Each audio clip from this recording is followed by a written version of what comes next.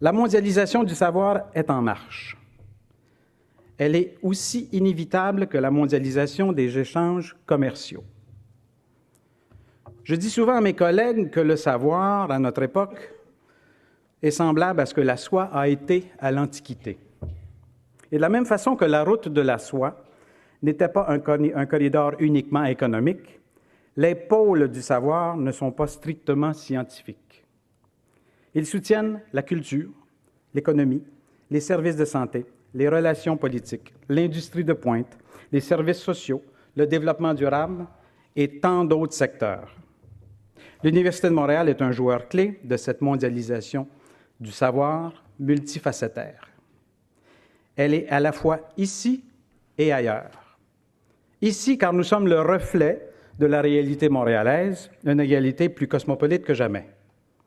Ailleurs, car nous sommes le miroir des aspirations de Montréal, des aspirations qui s'incarnent de plus en plus dans le rayonnement outre-frontières de nos concitoyens.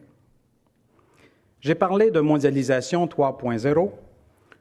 Notre université a, elle aussi, son plan d'internationalisation en 3 points. Premier point, nous voulons donner à nos étudiants le goût d'aller voir ailleurs.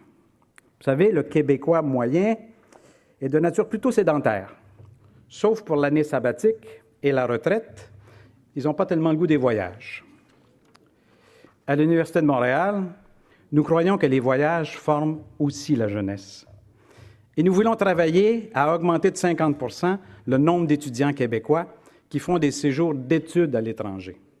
La mobilité sortante sera notre premier grand chantier pour les prochaines années.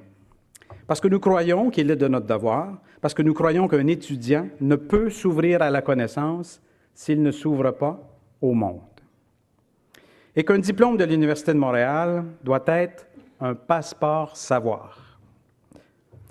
Deuxième point, nous voulons attirer plus d'étudiants, plus de chercheurs de l'extérieur.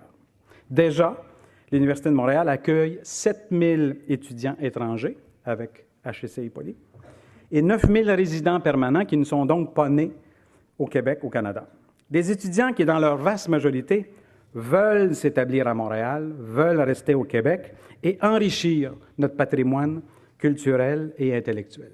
Nous jouons dans cet aspect un rôle déterminant pour la société québécoise et canadienne.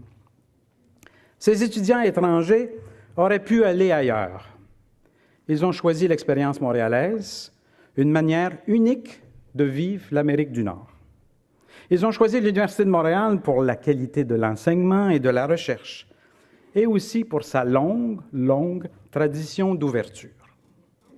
L'Université de Montréal n'est pas seulement une fenêtre ouverte sur le monde, nous intégrons le formidable apport de l'immigration à la réalité montréalaise, québécoise et canadienne.